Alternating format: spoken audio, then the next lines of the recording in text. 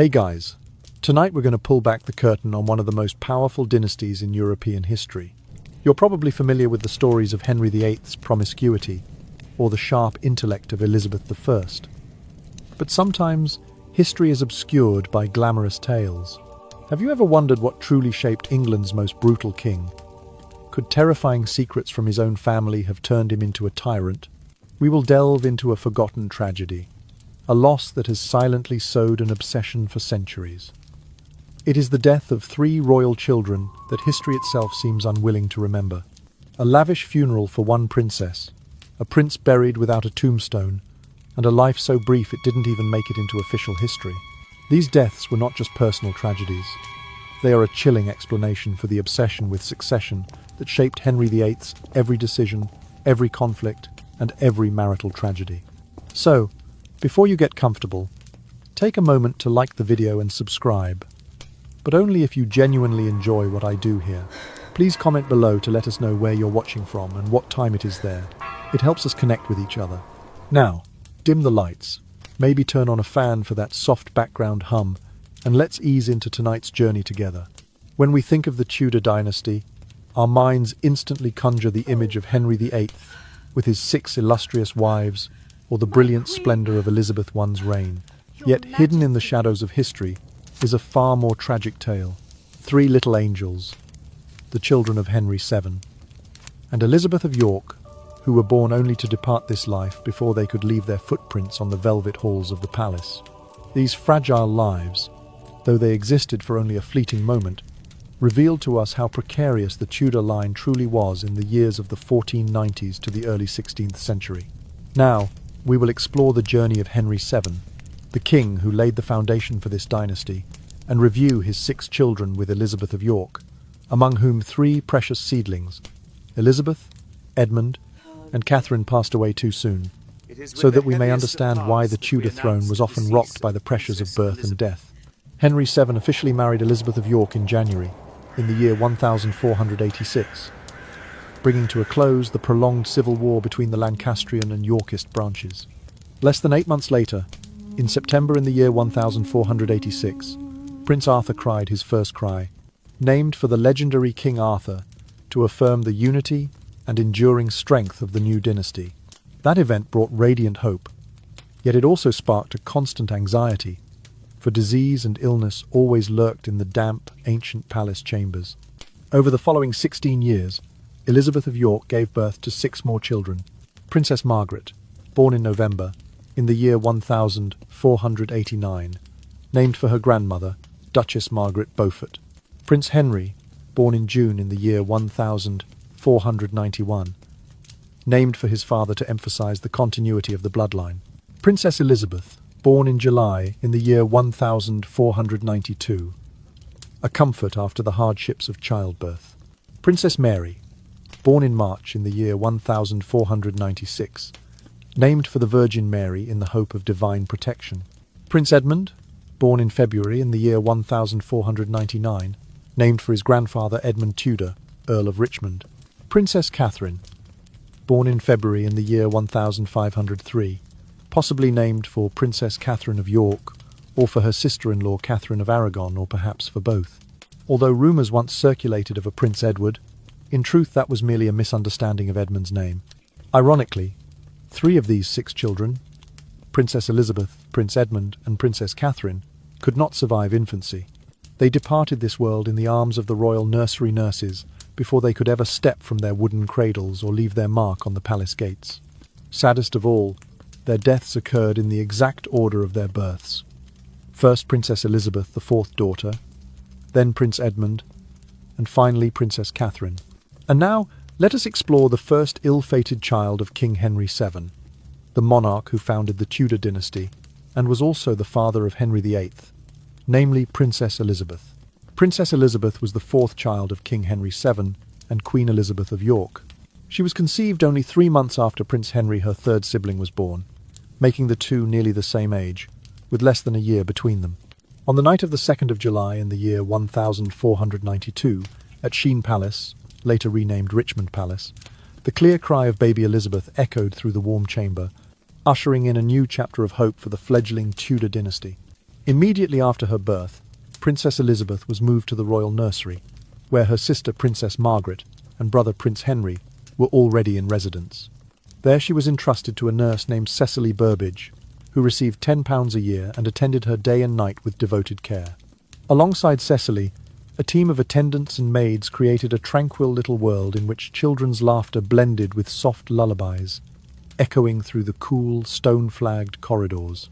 Beneath the high-vaulted roof of the royal nursery, Elizabeth grew up amid gentle lullabies and simple games. She would often grasp Prince Henry's finger and giggle as he guided her through each corner of the small garden, then crawl back to the window to watch the first light of dawn dance across the white walls.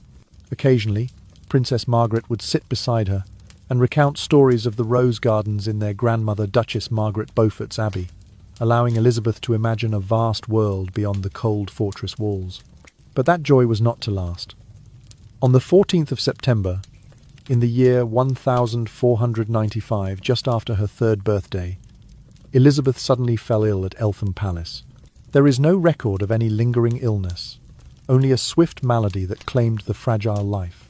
Heartbreaking news spread swiftly through the court, replacing every song and laughter with billowing incense smoke and unceasing prayers. King Henry VII and Queen Elizabeth of York were inconsolable. They ordered the grandest funeral for their daughter. According to the 17th century chronicler Francis Sandford, Princess Elizabeth's body was embalmed in wax, wrapped in fine cerecloth, and placed in a coffin lined with pure gold. The coffin was draped with a golden cloth embroidered with the Tudor, rose the dynasty's emblem, and set upon a horse-drawn hearse pulled by 6 stately horses, complete with a canopy and 4 banners, representing the Holy Trinity, the Virgin Mary, St. George, and the royal arms of England. Her casket lay in state in the King's Chapel at Eltham for 11 days, during which each day saw the dirige and the requiem mass performed. The resonance of chanting, the tolling of bells, and the quiet accompaniment of instruments created an atmosphere both sacred and mournful. On the 11th day, the funeral cortege carried Elizabeth's remains from Eltham to Westminster Abbey, where the monks received her with solemn procession at the gate. Following the final rites, the princess was interred to the right of the altar, just before the shrine of St. Edward. There, a small tomb of black marble, inlaid with brass, was erected, topped by a gilt bronze effigy of the princess with a serene expression. A Latin inscription praised her lineage. Elizabeth, illustrious daughter of Henry VII and Queen Elizabeth of York, born on the 2nd day of July in the year of our Lord 1492, died on the 14th day of September, in the year of our Lord 1495. May God support her soul. The total cost of the funeral, including the ceremony, coffin, hearse and tomb, amounted to £318, an enormous sum for the time. Beyond their profound love, the lavish display served a clear political purpose: to affirm the legitimacy of the Tudor line, barely a decade old and beset by pretenders to the throne. A magnificent funeral and a royal burial at Westminster Abbey, the resting place of kings and queens, helped solidify the image of a rightful royal family, worthy of the crown that Henry VII and Elizabeth of York had fought to establish. In the final hush, as incense smoke drifted upward and the Tudor rose banners fluttered softly in the breeze, Eltham Palace seemed to hold its breath in mourning. Princess Elizabeth, the smallest angel of the dynasty, had departed, leaving a void no heart could fill, both in her parents' sorrow and across the realm. Though her story was fleeting, it imprinted itself indelibly on Tudor history, a solemn reminder that no throne, however glorious, can stand against the fragile nature of life. Thus the tragedy of Princess Elizabeth came to a close amid boundless grief, leaving an unfillable void in the hearts of King Henry VII and Queen Elizabeth of York. Yet the sorrow did not end there, for fate would once again call upon the Tudor line in the form of another child. Soon after Princess Elizabeth, the kingdom would witness the departure of Prince Edmund, the 5th Prince and the next hope for the throne. Next, I invite you to join me in exploring the brief yet meaningful life of Prince Edmund. At the beginning of the year 1498, Queen Elizabeth of York was once again with child, carrying the Tudor dynasty's hopes for a male heir. On the 21st of February in the year 1499, at around 6 o'clock in the evening, the faint cry of Prince Edmund rang out at Greenwich Palace. Edmund's arrival, the third son of King Henry VII and Queen Elizabeth of York, quickly became the second joyous announcement after Princess Elizabeth, though barely 4 years separated the two sorrowful chapters. Just 3 days after his first birthday, Prince Edmund's baptism was celebrated with solemn ceremony at Greyfriars Church. A font from Canterbury had been transported by John Davy, who received 6 shillings and 8 pence for the journey, plus a gratuity of £2 for the friar overseeing the rite. His godparents, the Duke of Buckingham, the Bishop of Durham, and his grandmother, Lady Margaret Beaufort, held Edmund aloft at the font, establishing his future title, Duke of Somerset. The Tudor court's long-standing tradition was once again honoured, like a hymn of blessing for peace and prosperity. Shortly thereafter, Edmund was returned to the royal nursery, where a nurse named Alice Skerne, who had previously cared for Princess Mary, took over his upbringing. Every tentative step and babbling utterance was met by Alice's gentle gaze and warm hands. In that peaceful enclave, Edmund grew up beside his brother, Prince Henry, and his sister Margaret, exploring the stone-flagged corridors where candlelight flickered on the walls, like small sparks of hope within the ever-turning wheel of royalty. Yet tragedy struck again when Edmund reached only 15 months of age. At Bishop's Hatfield in Hertfordshire, he slipped away one unheralded afternoon, like a breeze passing through a rose garden, leaving only a fading scent behind. No record speaks of a protracted illness. Few could have imagined that the once robust child would succumb to a sudden malady so swiftly that his parents and the court were left unprepared. Shortly afterward, in May or June of the year 1501, the court accounts recorded a payment of £342, 11 shillings, and 8 pence for the funeral at Westminster Abbey. However, the precise date of his death is often given as the 19th of June in the year 1501, a discrepancy likely due to a printing error. Yet one fact remains clear. Unlike his sister Elizabeth, Edmund received no grand monument. There was no elaborately carved tomb, no gilt bronze effigy, only a simple grave near the shrine of St. Edward the Confessor, where grass grew through the stone. The conspicuous absence of a public memorial for Edmund was startling, for at that time a prince typically received more honour than a princess. This omission invites reflection. Was a male heir considered so dispensable, or did the hurried nature of mourning leave no time for commemorative architecture? Whatever the reason, Edmund's death bore even greater dynastic weight than Princess Elizabeth's. Had he lived, he might have served as the sole male contingency for the throne during the reign of his brother Henry VIII, sparing the monarchy from anxiety over male succession. We can only imagine how close the two princes, Henry and Edmund, might have been, growing up almost as twins under their parents' care. Yet Edmund's tragic passing underscored a harsh reality. The Tudor line was as fragile as silk, vulnerable to both political storms and sudden illness. It was Edmund's abrupt departure that later drove Henry VIII's relentless quest for a surviving son, compelling him to reshape beliefs and institutions to avoid repeating such loss. In the silent vaults of Westminster Abbey, after the funeral procession had long departed, only the wind whispered beneath ancient arches. Prince Edmund's story echoed as an endless reminder. No throne, however magnificently adorned, can withstand the fragility of life. And so tragedy followed tragedy, etching into Tudor history unspoken sorrows that left forever unfillable voids. Thus, after the tragedy of Prince Edmund, the grief of the Tudor dynasty seemed without end. Scarcely had Edmund departed when calamity struck again. For Prince Arthur, the eldest son and foremost hope for succession of King Henry, 7 unexpectedly died at Ludlow in April 1502. In that sombre, weighty atmosphere, Queen Elizabeth of York became pregnant once more, as though fate itself continued to test her resilience. Amid loss and despair, the court still dared to hope for a new miracle. And now, I invite you to join me as we step into the next chapter of this Tudor tragedy, to meet the third ill-fated child of King Henry VII, Princess Catherine, and continue our journey through the mounting losses that befell this dynasty. In November, in the year 1501, Prince Arthur, the firstborn son and foremost hope of King Henry VII, was wed to Princess Catherine of Aragon, the Spanish princess admired throughout Europe for her refined beauty and virtue. The lavish wedding took place at the Tower of London, witnessed by the assembled nobility and elder statesmen, marking a landmark alliance between England and the Mediterranean realm. Yet less than 5 months after their marriage, fate struck again. In April in the year 1502, Prince Arthur suddenly died at Ludlow. The dreadful news fell like thunder, causing the court to collapse in an instant, when its primary heir, the prince chosen to be king, was lost forever. Both King Henry VII and Queen Elizabeth of York were plunged into inconsolable grief. The palace was shrouded in mourning, with wind bells tolling day and night, as though the royal household had lost all warmth.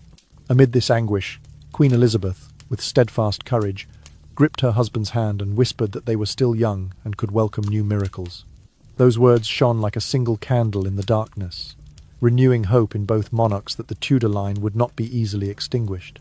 Less than a year later, Queen Elizabeth of York again found herself with child.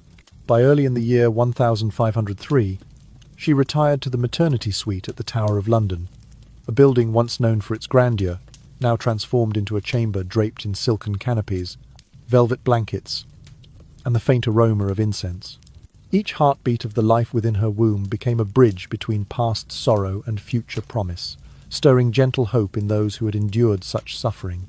On the 2nd of February in the year 1503, as the gilded clock in her chamber chimed the 6th hour, Queen Elizabeth gave birth to a healthy baby daughter. The clear cry of Princess Catherine echoed through the silent halls of the Tower of London, like a new hymn of praise for the Tudor dynasty. Though the birth of a daughter might once have been considered a minor disappointment since a prince was thought a more certain guarantee for the throne, the court regarded the birth of any living child as a precious miracle. However, joy proved fleeting. Queen Elizabeth was unable to recover from the childbirth. In fewer than 10 days, she, the steadfast mother and unifying force, passed away on her 37th birthday. On the 11th of February, the palace resounded with choked sobs, as the simple hearse bearing her coffin was borne through the cold stone corridors. The loss of her mother compounded the grief of little Princess Catherine, who was barely 2 weeks old. The precise details of Princess Catherine's death remain unclear. No contemporary record specifies the date of her passing, only that she departed shortly after her mother, during the family's darkest days. The historian Polydore Virgil, writing in the early reign of Henry VIII, offered only a brief note. The infant lived but a few days. She may have been born prematurely or been weakened by complications of birth, her fragile body unable to withstand the ordeal. Nevertheless, that sorrow was deeply felt by all who witnessed it. A human life, a little princess, born only to depart before ever knowing the throne. Like her 2 older siblings, Princess Catherine was interred in Westminster Abbey, beside the chapel of St. Edward the Confessor. Yet she was given no memorial stone, no inlaid brass monument, nor a painted tapestry depicting her brief life. Her grave remains an unmarked spot among the many royal tombs, location unknown, without sign or emblem. This absence underscores the fragility of power and the inequity of remembrance. A prince or princess who grows to maturity may be immortalized, while a child who never reaches childhood can be all but forgotten. These 3 little angels, Elizabeth, Edmund, and Catherine, forever closed the first chapter of Tudor fate. They departed at pivotal moments, leaving boundless sorrow and a mournful message.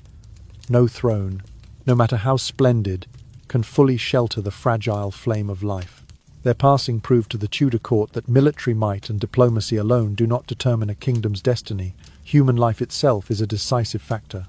In the empty arms of a mother now gone, beside an unmarked grave, Princess Catherine, the final angel of this tragic trilogy, etched into history a lesson on life and death, reminding future generations that even the greatest dynasty cannot escape its wounds. Although their first 3 children would never reach maturity, King Henry VII and Queen Elizabeth of York wished to immortalize their family image with enduring solemnity. Thus, between the years 1503 and 1509, His Majesty commissioned a grand painting in the Flemish style, suitable as a devotional poster or for display in the Longmore Hall. This masterpiece transcended mere portraiture. It served as the dynasty's talisman, reminding all that the Tudor line was legitimate and everlasting. In the composition, King Henry VII is positioned on the left, clad in an opulent robe, wearing a crown and a precious metal pendant, his hands folded at his breast in prayer. Beside him stand his 3 sons, depicted as young adults despite their varied fates. Prince Arthur, the firstborn heir, Prince Henry, the next in line, and Prince Edmund, who had perished in infancy. Even though Edmund never grew to adulthood, the artist rendered his face with delicate refinement, asserting that every life in the family was sacred, however fleeting. Opposite them stands Queen Elizabeth of York in dignified grace, wearing a cloak embroidered with Tudor roses, a modest crown upon her brow, and her hands likewise clasped in prayer. Surrounding her are her 4 daughters: Princess Margaret, Princess Elizabeth, Princess Mary, and Princess Catherine. Each princess is portrayed as a youthful maiden of 16 or 17 years, though Margaret and Mary would indeed live to adulthood, and Elizabeth and Catherine would not, but in the painting all possess gentle beauty, ivory skin, and dreamy gazes hinting at profound reflection. Between the male and female groupings hovers a celestial angel, wings outstretched, bearing a rose and a jewel in hand. This ethereal figure suggests that although 3 young souls did not survive, their spirits remain sheltered in heaven's embrace. In the backdrop, St. George, the patron saint of England, is shown slaying a fierce dragon. This scene amplifies the painting's message. Under divine protection, the Tudor lineage will conquer all adversity. All figures wear long robes elegantly lifted to reveal fur linings of rare quality and skirts trimmed with pearl-like beads. The crowns, though similar in form, differ in intricate ornamentation and precious metal composition, each designating rank and authority. Their pendants are not mere adornments but royal symbols. The Tudor rose intertwined with fruit clusters signifying abundance and prosperity.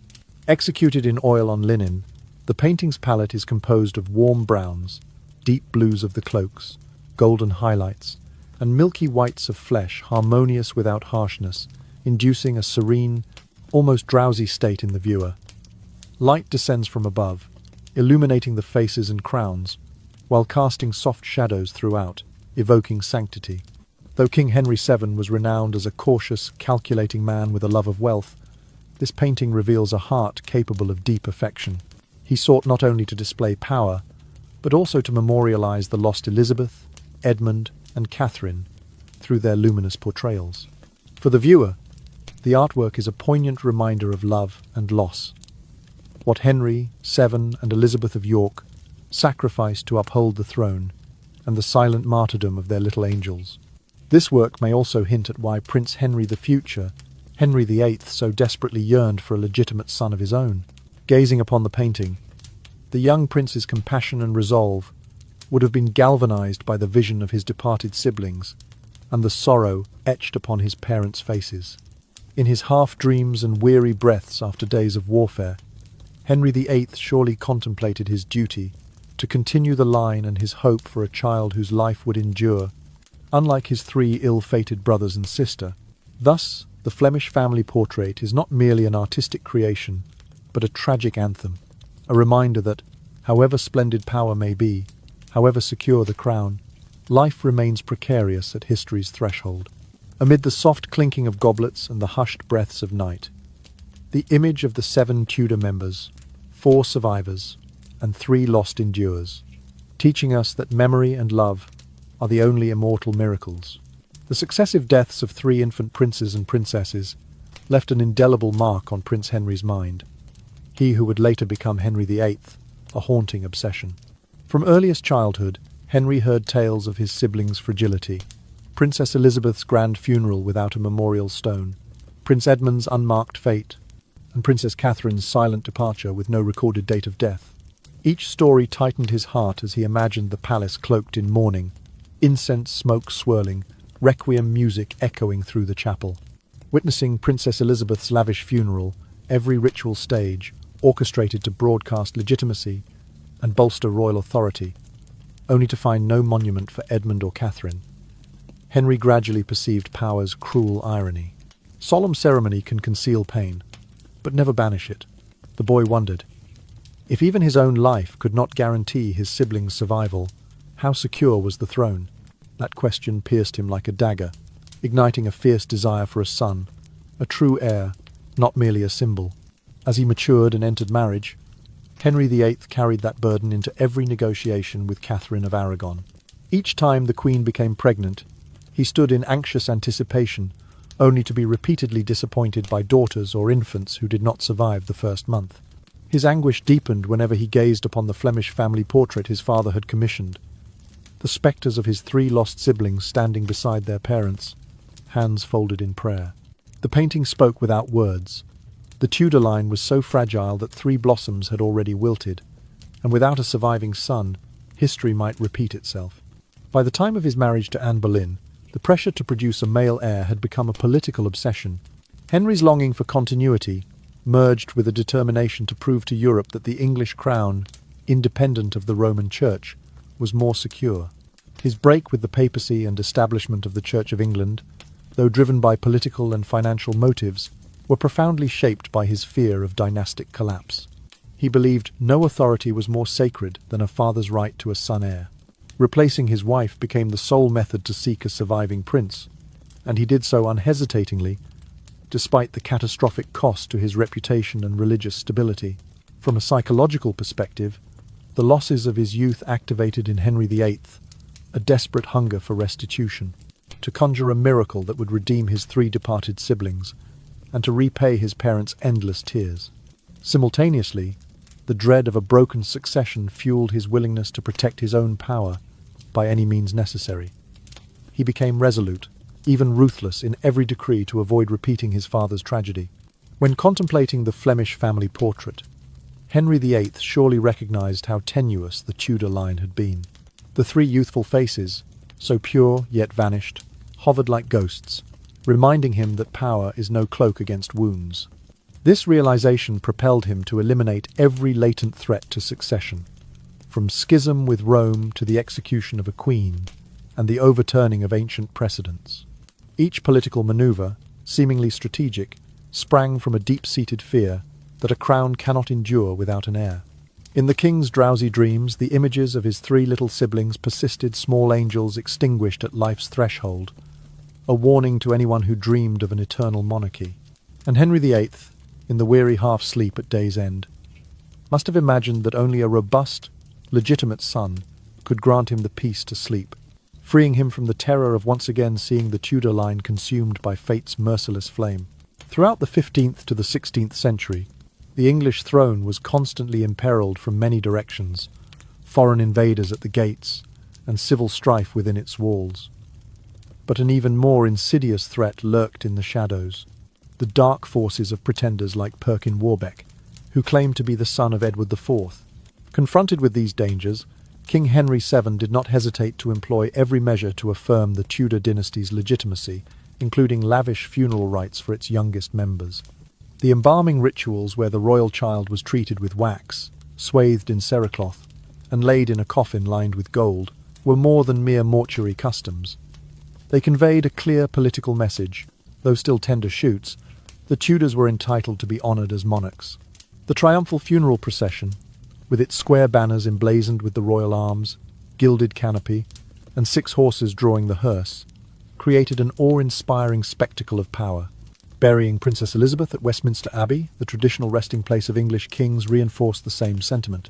Westminster Abbey, a symbol of the inviolability of the crown, became the final sanctuary for an infant, sending a potent signal.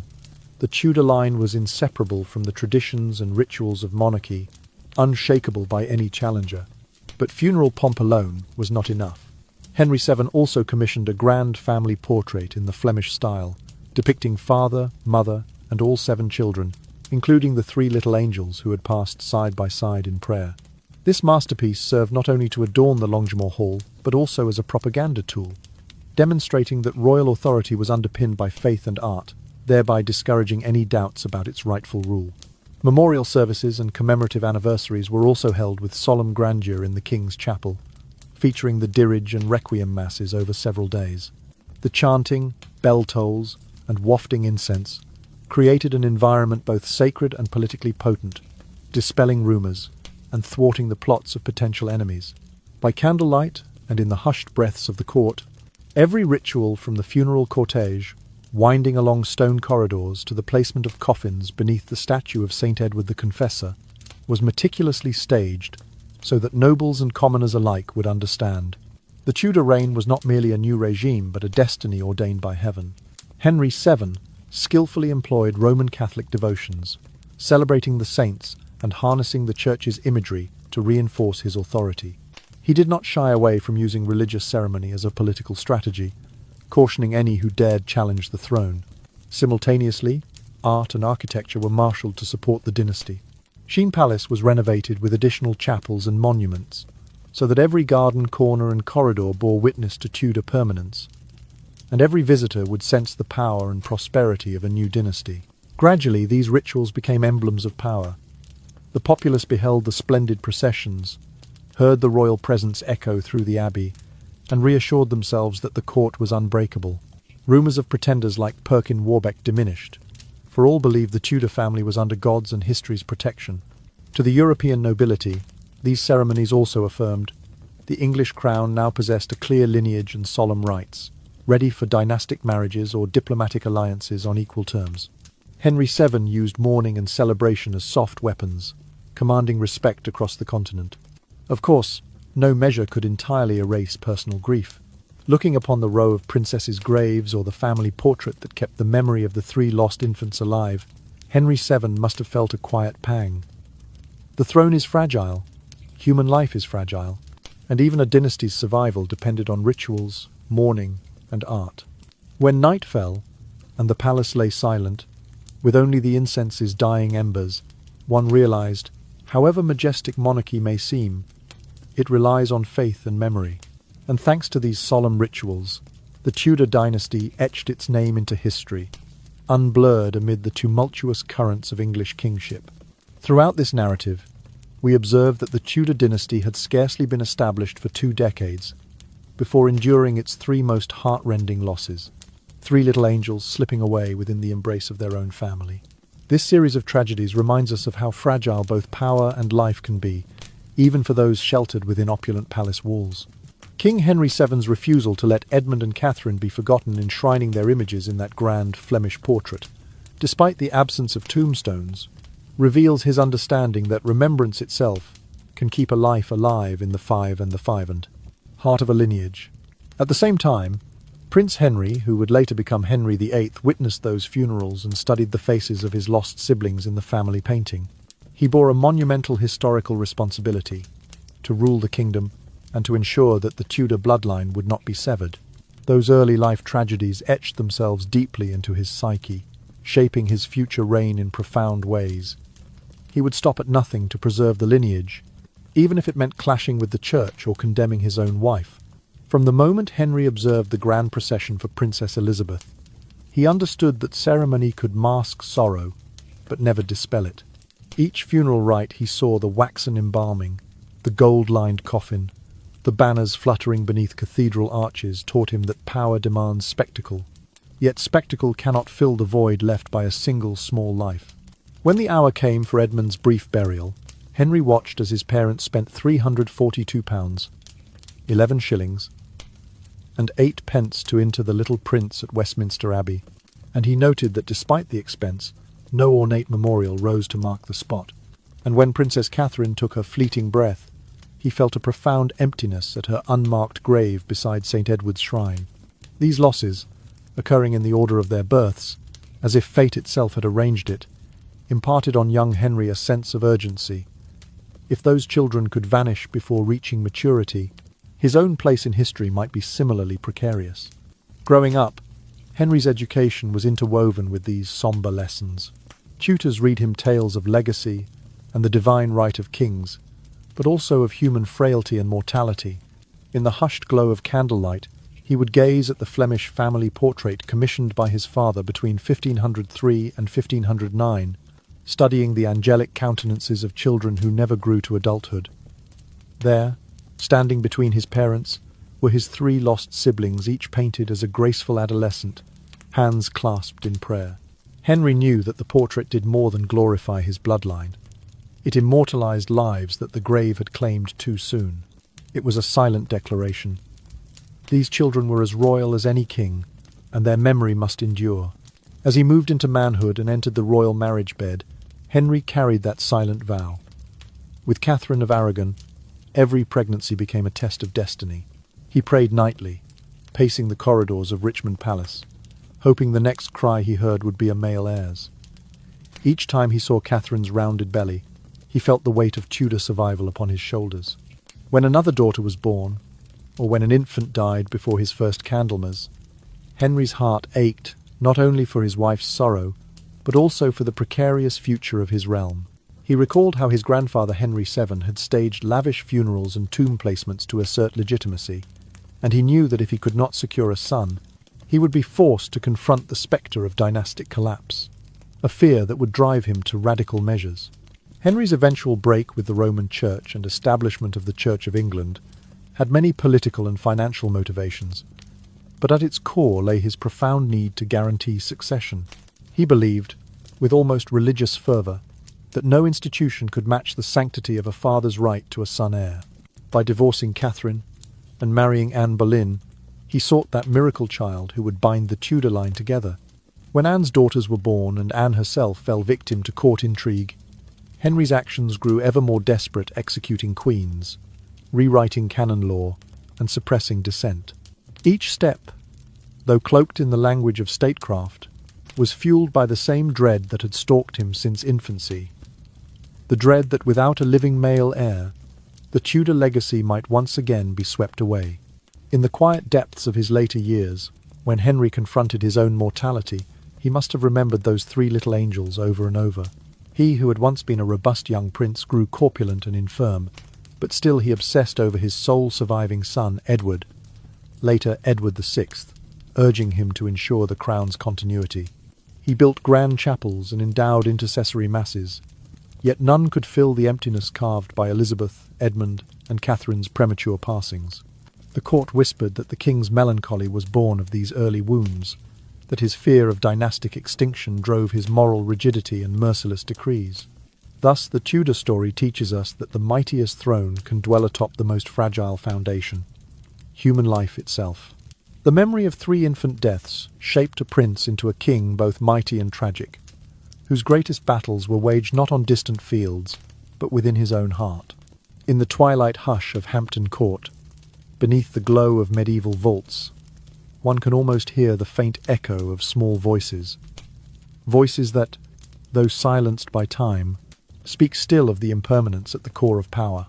And Henry VIII, in his final drowsy reflections, may have understood at last that no crown, however jewelled, can ever guard against the inexorable toll of loss. And so, the three Tudor saplings, Princess Elizabeth, Prince Edmund, and Princess Catherine, closed the tragic chapter of King Henry VII's life, siblings whom Henry VIII knew only through wistful recollections and the distant tolling of requiem bells. From memories of two empty cradles and the Flemish family portrait, Prince Henry grew into a young man bearing an unquenchable longing for immortal life. Now, as he ascends the throne, that ancient lesson rings like a persistent reminder. The fragile fate of royal children imposes upon him a dual responsibility to govern the kingdom and to carry forward the Tudor bloodline. And in his turbulent reign to come, we shall explore the stories of King Henry VIII's own children, fresh saplings, tasked with the weighty duty of succession and the continuation of the Tudor legacy. Please join me in exploring the sole heir of Henry VIII, Prince Edward, the child king distinguished by a brief but tumultuous life. On a drizzly early winter's night at Greenwich Palace, the clear cry of a newborn prince rang out. On the 26th of November in the year 1503, Princess Catherine, now Queen, gave birth to Prince Edward, the third son, and the only surviving hope of King Henry VIII. The moment his first wail sounded, court officials prepared the birth ceremonies. Brass trumpets boomed throughout the Scarlet Towers, horses draped in royal banners thundered across the tiled courtyard, and 6 heralds with their retinues escorted a palanquin bearing the happy news across London. The royal ritual did not end there. According to court protocol, a golden banner emblazoned with the Tudor arms was paraded from Westminster Palace to Greenwich, where it was displayed outside the birth chamber as a symbol of unbroken authority. Once the prince's sex was confirmed, the court held the investiture of apparel. 32 royal garments were successively draped upon the infant to signify his future titles and privileges. Finally, a salvo of cannon fire heralded his arrival, thundering down the main thoroughfare as the proclamation, "Prince Edward is born, and the Tudor line continues." From the moment he was wrapped in swaddling clothes, Edward was created Duke of Cornwall, the traditional title for the heir to the English throne. Upon his second birthday, He was additionally titled Prince of Wales, cementing his place in the succession. These august honours brought vast estates, a private palace, and a royal treasury to support his every need, from sumptuous robes to a retinue of stewards and guards. During his childhood, Edward grew beneath the soaring arches of the royal nursery, where lullabies accompanied his earliest lessons. Renowned tutors such as Sir John Cheke and Sir William Cecil took turns instructing him in Latin scripture, the art of poetry, natural philosophy, and humanist ethics. He was also taken on tours of royal landmarks, hearing stories of dynastic history and European tradition, so that from infancy he absorbed the then novel concept that the king is the people's servant. Not long after, on the 28th of September in the year 1509, still not yet 6 years old, Edward was formally crowned in a candlelit coronation at Westminster Abbey. The child king, robed in gilded cloth and wearing a weighty crown, received oaths of fealty from nobles and prelates. Though hurried due to his tender age, the ceremony maintained its solemn grandeur, with the Archbishop of Canterbury officiating Holy Mass and pronouncing blessings. Upon becoming King Edward VI, the young monarch witnessed his council urgently drafting and enacting new ecclesiastical laws for the Church of England. Under the guidance of his close advisers Thomas Cranmer and Thomas Wyatt, Edward VI affixed his name to the Act of Religious Freedom, declaring that the English Church would embrace Protestant reforms, abolishing Roman ceremonies and doctrines. Though Edward was still a child, the court recognised that royal authority transcended years. Yet King Edward VI's life would not be long. Ceremonial splendour and sovereign power could not conceal his frail frame and weak constitution. Just after his 15th birthday, he contracted pulmonary tuberculosis, a then incurable disease. From Whitehall to Greenwich, the royal hospitals were thrown into crisis. Eminent physicians, clerics, and even folk healers were summoned to the palace. But all efforts proved in vain. Finally, on the 6th of February in the year 1519, King Edward VI breathed his last upon his bed of state. Once more, palace corridors echoed with the blare of trumpets as the royal hearse conveyed his body under incense and prayer. The boy king was interred with solemnity at Westminster Abbey, alongside the ancient tombs where the siblings of Henry VII had rested. It was the most lavish funeral ever held for so young a monarch, with enormous expense and boundless mourning. Edward VI's legacy lies not in his brief years, but in his pioneering zeal for Protestant reform. Under his reign, the Church of England was radically reshaped, laying the foundation for subsequent monarchs. Though he never lived to see the full fruits of his reforms, history remembers him king at 15 as the bearer of the torch that rekindled religion and secured the future of the English throne. Please join me as we explore the tragic life and reign of Queen Mary I, later known by the epithet Bloody Mary, to understand how her obsession with succession and religious faith shaped her destiny. Queen Mary I was born on the 1st of February in the year 1506, the only surviving daughter of King Henry VIII and Queen Catherine of Aragon. From her earliest years, Mary grew up amid seismic upheaval. Her parents' divorce stripped her mother of her royal title and removed Mary herself from the line of succession. Losing her mother as a toddler and bearing witness to a religious crisis within her own family, Mary carried in her heart both bitterness and an unyielding desire to restore her lost position. Mary's relationship with her half-brother, Prince Edward, was fraught with conflict.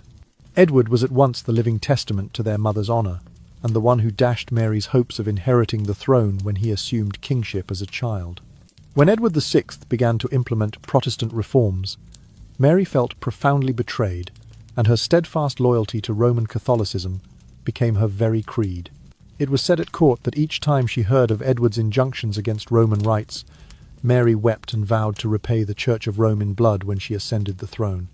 Upon her own accession in the year 1544, Mary moved decisively to enact her vow.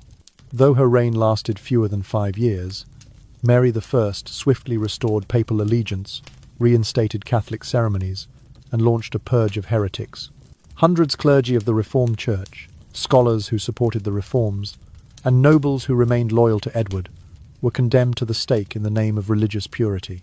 These exiles became known as the Marian Exiles, and Mary earned the sobriquet Bloody Mary, a title reflecting both her ruthless methods and the personal anguish that drove them. Amid the suffocating political climate, Mary sought a lasting alliance through marriage to Philip II of Spain, aiming to reinforce Catholic power and hoping for a male heir. Their wedding was a lavish spectacle, a dazzling night of celebration uniting two kingdoms. But Mary's affection for Philip did not match her expectations. She yearned for a son to heal her childhood wounds, but fate denied her. Mary experienced at least one pregnancy that ended in miscarriage and ultimately died without issue, leaving the English throne once again in crisis. The consequences of her religious policies and obsession with succession were manifold. Thousands of her Catholic subjects were forced into exile, creating the Marian exile movement across Europe. These exiles later played a pivotal role in reintroducing Protestantism to England. Mary's ferocity made Europe take heed. The Tudor bloodline was literally washed in fire, teaching a bitter lesson about the perils of power entwined with fanatical faith. Mary I's legacy is, in hindsight, complex. On one hand, she laboured to restore fidelity to the Roman Church and protect the rights of English Catholics. On the other, her repressive religious measures sowed deep social division and further destabilised the Tudor dynasty. The image of Queen Bloody endures as a cautionary tale. Unchecked power, when stained with blood, loses its humanity and leaves wounds that time cannot heal. From her warped childhood of divorce and loss to her brief, blood-soaked reign, Mary I's life illustrates how an obsession with lineage and faith can lead a sovereign down a harsh path. In this section, we see that beneath the title of Queen lay a heart lost in the storm of power, and that personal pain can drive decisions that terrorize an entire realm. Please join me as we explore the turbulent and glorious life of Queen Elizabeth I, who overcame a difficult beginning to etch her name into history with the Elizabethan Golden Age. Elizabeth Tudor was born on the 23rd of September, in the year 1502, as Princess Elizabeth of York. However, when her father, King Henry VIII, divorced Anne Boleyn to marry Jane Seymour, Elizabeth was stripped of her princess title, and her position became precarious. Amid the political and religious whirlwind, Mary I's half-sister narrowly survived the purge following Anne Boleyn's execution, witnessing the disappearance of those once close to the court. Nearly twice, she faced royal displeasure, teaching Elizabeth from an early age how to evade peril and cementing in her a fierce instinct for survival. Elizabeth's exceptional education laid the foundation for her later glory. She mastered Latin and Greek as a child, then studied French, Italian and Spanish, an extraordinary achievement for a woman of that era. Leading tutors, including Roger Ascham and William Grindal, instructed her in scripture, classical literature, mathematics and music. Elizabeth absorbed humanist ideas with remarkable facility, while embracing a sense of responsibility. The realm does not belong to one person, but is the inheritance of all its people. Armed with erudition and eloquence, she defined herself not merely as a monarch, but as the Lady of the Peacock Throne, a symbol of power, independence, and grace. In matters of diplomacy and religion, Elizabeth chose a path of prudent tolerance. She refused to restore Roman Catholicism as Mary I had, yet did not adopt Edward VI's extreme reforms. Her policy of the marriage in reserve allowed her to preserve her autonomy against pressure to wed a European potentate. Simultaneously, she enacted the Act of Uniformity to establish a middle way for worship, encouraging acceptable religious freedom to heal the divisions of previous reigns. On the international stage, Elizabeth I skillfully employed diplomacy and naval power to elevate England's standing. She commissioned Sir Francis Drake's circumnavigation, placing England on the new global map. She funded fleets that triumphed over Spain in the year 1588. These accomplishments not only solidified England's position against Spanish hegemony, but also ignited national pride and a hunger for maritime exploration. Elizabeth I's greatest legacy is the Elizabethan culture, the golden age of poetry, theatre and the arts. Under her patronage, William Shakespeare, Christopher Marlowe and Ben Jonson produced masterpieces, and the Globe Theatre resounded with applause. Public architecture featured elaborate facades and intricate carvings, bestowing London with its distinctive elegance. Whitehall and Hampton Court became enduring symbols of power and civilization, marking the prosperity of her reign. The enduring lesson of Elizabeth I lies in balancing authority with personal independence. She stood as a figurehead of female rule in a male-dominated era, and demonstrated that astute leadership rests on knowledge, tolerance, and strategic vision. Elizabeth understood that a stable throne depends upon the people's loyalty and religious harmony, never upon fire and sword alone. Her journey from a dispossessed princess to the Lady of the Peacock Throne resonates through the ages. Power must be paired with wisdom, faith with compassion, and flexible diplomacy can propel a nation to greatness. On quiet London nights, as incense drifts from St. Paul's Cathedral, the spirit of Elizabeth I echoes still, reminding us that even amid stormy seas, independence and humanity remain the guiding lights for every generation. Please join me in uncovering the untold story of King Henry VIII's only acknowledged illegitimate son, Prince Henry Fitzroy, Duke of Richmond. A life brief yet deeply revealing about power and bloodline. Henry Fitzroy was born in the year 1502 in the humble household of Elizabeth Blount, an aristocratic lady, but not a queen. The news that King Henry VIII formally recognized the infant spread through the royal court like thunder. The monarchy concealed no secret, instead bestowing upon him titles and privileges openly. The newborn was swiftly created Duke of Richmond in the year 1508, at the tender age of 6, to affirm his distinct station between legitimate and illegitimate offspring. From the moment of his investiture, the court's intentions were clear. Rumour held that Henry VIII once contemplated making his bastard son King of Ireland to tighten control over that island. In practice, Fitzroy was appointed to high offices, Knight of the Garter and Lord Lieutenant of Cornwall even as a child, revealing extraordinary favour. Vast lands and generous revenues from estates across England meant that the boy could be treated much like a true prince. Yet the relationship between Henry Fitzroy and his royal father was marked by both affection and distance. It was said that whenever Henry VIII gazed upon his son's bright countenance, he was struck by the weighty implications of bloodline. Though he loved Fitzroy, the king could not acknowledge him as the rightful heir to the throne, for that would have severely unsettled both church and nobility. The discretionary withholding or granting of succession rights left the young duke with a nameless loneliness in his heart. Fitzroy's life grew more tragic as his vitality quickly waned under the burden of illness. In the year 1509, just as he celebrated his 17th birthday, the Duke of Richmond fell victim to pulmonary tuberculosis, the invisible enemy of Tudor times. From Whitehall to Greenwich, every physician, cleric, and local healer was summoned to his bedside to pray and treat him, but the sickness would not relent. On that fateful night, high fever seized him in his final hour, and Fitzroy closed his eyes in the anxious embrace of his royal father and the assembled court. Henry Fitzroy's funeral was brief and unadorned, lacking the grand procession befitting a legitimate prince. His simple coffin was placed in Westminster Abbey, beside the resting places of Henry VII's infant children. There were no elaborate monuments, only dying embers of incense and hastily uttered prayers, as if the court preferred to veil its sorrow. Fitzroy's burial location was recorded only faintly, leaving an inexplicable void in the chronicles of history. Politicians and historians later cited Fitzroy's case as an example of Henry VIII's policy regarding bloodline. Though it was clear that an illegitimate son could not inherit, the king still granted him every honour and privilege, so that people would remember, in the Tudor view, deviant blood still deserved respect. This attitude suggested a certain openness in the royal succession, but underscored that lawful lineage could not be lightly disregarded. The impact of Fitzroy's story on Henry VIII's own approach to succession was profound. His son's premature death left a void in the king's heart, serving as a stark warning. Only a lawful heir could secure a stable throne. Thereafter, Henry VIII grew ever more anxious to produce a legitimate successor, willing to sever personal bonds to safeguard the bloodline.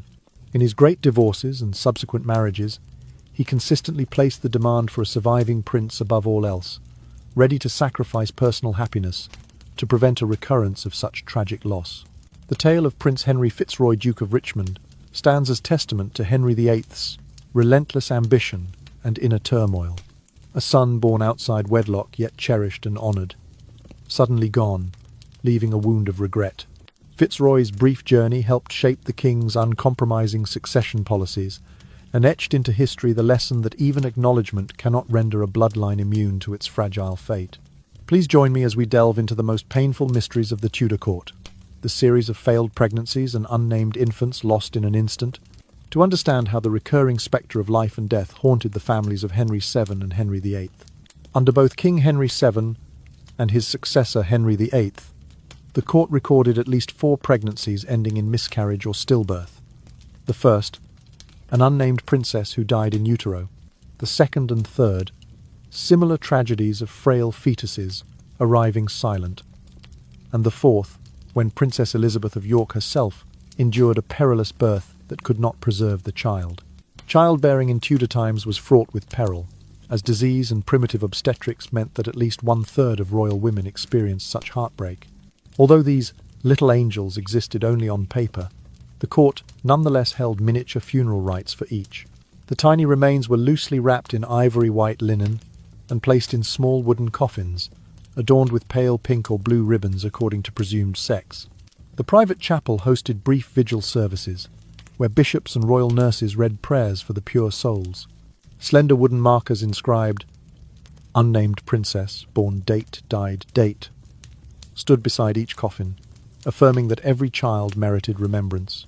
The nurses and court attendants not only cared for the grieving mother, but meticulously documented every detail. The fetus's weight, the moment the heart ceased to beat, and each whispered prayer. They were the silent witnesses, changing linens, lighting candles, and monitoring the final breath of each tiny life. Later court historians relied on these nurses' journals to grasp the Queen's emotional state, overwhelming mourning mixed with fragile hope each time her belly stirred. Psychologically, this pattern of loss fueled a relentless life and death anxiety within the royal family. Henry VII watched his firstborn depart almost as soon as he arrived. Elizabeth of York endured constant peril with each pregnancy, and Prince Henry the future. Henry VIII grew up amid uncertainty about whether he would ever stand upon the throne.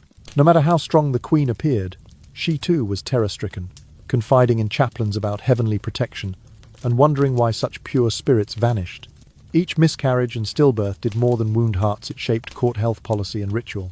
Royal physicians such as Master Rugeley were commissioned to trial every remedy, from peppermint cooling draughts to herbal cordials imported from the continent, hoping to sustain the unborn. Concurrently, the court staged a custos reliquiae procession, bearing a sacred relic beside a temporary altar to invoke divine safeguarding for both mother and child. The expense for each failed pregnancy was recorded in the royal accounts with no small sums, from £50 to £300, equivalent to the annual salary of a junior courtier. These outlays covered medical treatments, storage of embryonic remains, fees for the nursing staff, and offerings to the chaplain. Such figures reveal the court's insistence on precise record-keeping and its perpetual state of medical readiness each trimester. These micro-memorials became a court custom. Whenever the Queen's womb showed movement, attendants stood ready to erect a temporary shrine in the corridor and perform the small funeral rites. This practice underscored that even a life unbirthed was deemed an essential link in the Tudor bloodline. Ultimately, this sequence of losses propelled Henry VIII throughout his subsequent marriages. Each report of his wife's pregnancy filled him with greater urgency than any battlefield dispatch. The dread of another failed birth and lost infant drove him to dismiss wives, sever ties with the Roman Church, and sanction executions, all in search of the miracle of a surviving prince. In retrospect, we see that these unborn and newborn children formed the first fragments of Tudor tragedy. Each loss, however slight, ingrained the fear of fragile existence and the political necessity of an heir. No matter how mighty the court, it could not forestall the withering of a tiny life, and that is why every ceremony, every medical experiment, and every lavish expenditure revolved around a single question: could the dynasty be preserved against history's unyielding demands? Let us reflect on the profound legacy bequeathed by the Tudor dynasty, a fusion of obsession with succession and humanistic lessons on life and death etched across generations of the British royal family. The dread of securing an heir shadowed the court from Henry VII through Henry VIII. Each time a young life was lost, anxiety over the fragility of the Tudor bloodline surged anew. This fear gave rise to the law of male preference primogeniture. Sons, however young, inherit before daughters. Though severe, this rule became the foundational principle guiding every royal marriage and even later succession disputes. That psychological preoccupation with succession extended far beyond the Tudor era, through the Stuart and Hanover dynasties, and into today's House of Windsor. Whenever a princess or queen took the throne, the court revisited inheritance laws and legitimacy. Royal marriages were arranged with painstaking care to secure a surviving son, from the wife of James I to Queen Victoria's dynastic strategies. In every negotiation, priority was always given to strengthening the male line. Alongside legal measures, ritual and memory played a pivotal role in maintaining the monarchy's image. After the Tudors, royal funerals continued to be held in solemn splendour at Westminster Abbey, with incense curling through hallowed aisles and ceremonial music filling the air. Trumpeters, choirs, and the royal orchestra not only paid homage to past sovereigns, but also reinforced the public's reverence. In every royal burial ground, each tombstone and relief inscription recorded the names of the departed, reminding future generations of the family's origins and tragedies. The three little angels of Henry VII, Elizabeth, Edmund, and Catherine lacked grand monuments, yet they are remembered through inscriptions, paintings, and small relics. On the walls of Westminster Abbey, simple stone carvings bear Latin prayers for their souls. In royal archives, the grand Flemish family portrait continues to tell the story of three youthful faces extinguished too soon, leaving an irreplaceable void. From these memorials we extract a primal lesson about power and compassion. Royal politics cannot be divorced from family ties. The execution of a queen, the break with the papacy, the shifting marriages all stemmed from the obsession with bloodline and the fear of losing an heir. Yet this fear turned to slaughter and division, hardening the court. Memory and mercy, in contrast, are the only true balm for a dynasty's wounds. That is why post-Tudor monarchs, however stern, commissioned memorial altars, held remembrance services, and launched tomb restoration campaigns. They understood that securing the throne demands not only strict laws, but also embracing the past with compassion.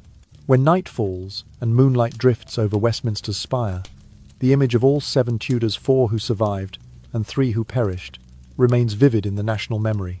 The Tudor bloodline was as fragile as silk in a political storm, yet through remembrance and mercy that dynasty endured and continued. The tale of infant tragedies and succession anxieties teaches us that power may be awe-inspiring, but only human kindness endures forever. And now, as our journey through the tumultuous pages of Tudor history gradually draws to a close, we can relax our spirits and listen to the breath of time. The tragedies born of power struggles, the fragility of a royal bloodline, and the fleeting hopes for a newborn child meeting the dawn, all have passed, leaving us with a profound message. No matter how grand life may be, it is forever intertwined with our shared humanity and compassion. In this calm space, allow the glittering images of palace splendor to soften and give way to the warm light of hope. We come to understand that, however majestic power may be, only human kindness can heal the wounds of 3 little angels, the wounds of a harsh dynasty.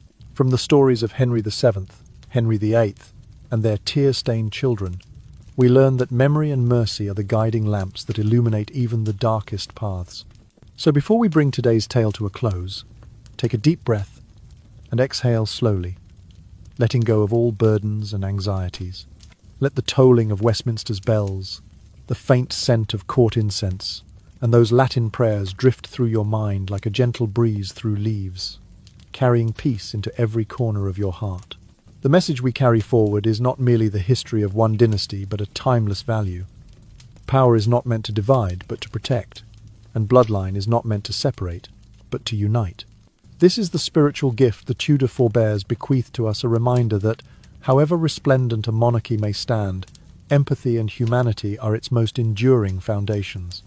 And, as night falls and the first star peeks into view, let your soul settle into tranquility.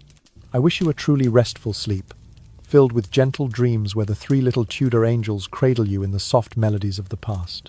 If you have enjoyed this voyage through time, please subscribe to our channel and ring the notification bell so you won't miss the latest and greatest stories we have in store. Good night, and until we meet again on our next evening of storytelling.